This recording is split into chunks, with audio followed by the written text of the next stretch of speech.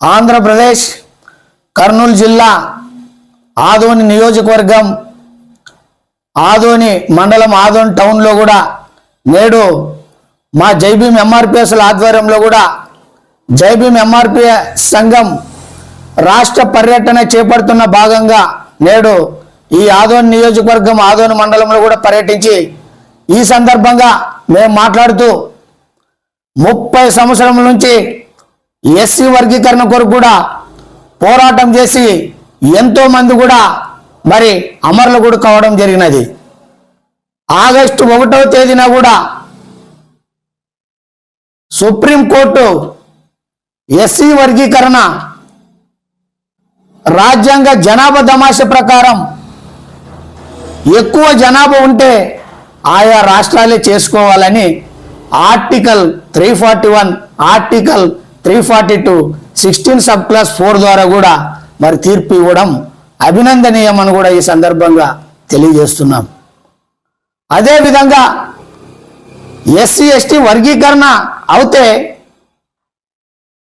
చాలామంది SC ST employees ఉన్నటువంటి వారసత్వం వారు సంపన్న వర్గాలే లబ్ధి పొందుతారు, కానీ సామాన్య దళిత గిరిజనులు ఎక్కడేసిన గొంగలి అక్కడే ఉంటుందని కూడా ఈ సందర్భంగా తెలియజేస్తున్నాను. అందుకనే బాబాసాహెబ్ అంబేద్కర్ కూడా రాజ్యాంగంలో ఒక మాట కూడా తెలియజేయడం కూడా జరిగినది.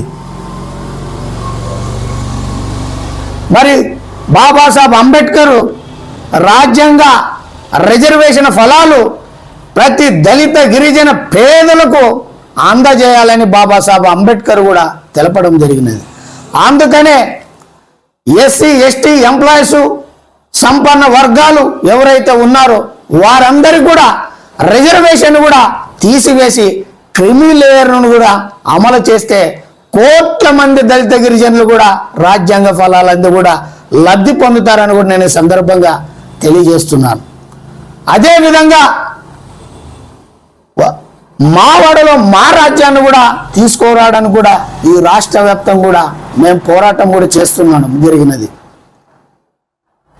గ్రామ స్థాయిలో సర్పంచ్ అయితేమి, నియోజకవర్గ స్థాయిలోని ఎమ్మెల్యేలు అయితేమి, ఎస్సీ ఎస్టీ గ్రామ సర్పంచులు, ఎస్సీ ఎస్టీ ఎమ్మెల్యేలు మరి అక్కడ మన ఆర్థిక వనరులతోన మా మరి ఓట్లతోన మరి మేము గెలిస్తే మా ఆధిపత్యం కూడా చలాయించకుండా ఇతర కులాలు కూడా ఆధిపత్యం కూడా కొనసాగుతుంది. కాబట్టి మాకి ఆ విషయంలోన ఎంతో అన్యాయం జరుగుతుంది. కాబట్టి ఖచ్చితంగా మాకి ఆ దానిపైన మావాడలో మా రాజ్యాన్ని కూడా తీసుకొని రావడానికి ఒక చట్టాన్ని కానీ ఒక జీవోను కూడా తీసుకురావడానికి కూడా మేము కూడా రాష్ట్ర వ్యాప్తంగా కూడా పోరాటం కూడా చేస్తుండడం కూడా జరిగినది.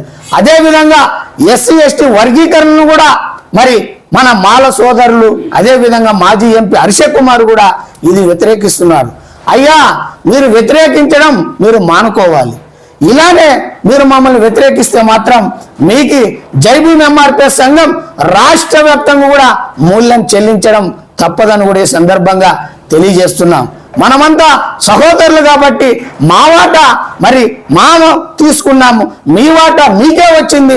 ఒక్కసారి 1975 నుంచి కూడా కార్పొరేషన్ లోన్లు అయితేమి, ఉద్యోగులైతేమి, ఉపాధి విషయంలో అయితేమి, విద్యలు అయితేమి మీరే ఎక్కువ లబ్ధి పొందారు. కాబట్టి మాకెంతో నష్టం జరిగింది. కాబట్టి మా వాటకు మీరు మరి అడ్డు వస్తే మాత్రం ఖచ్చితంగా మీకు తగిన గుణపాఠం కూడా తెలియజేస్తామని కూడా ఈ సందర్భంగా తెలియజేస్తున్నాం.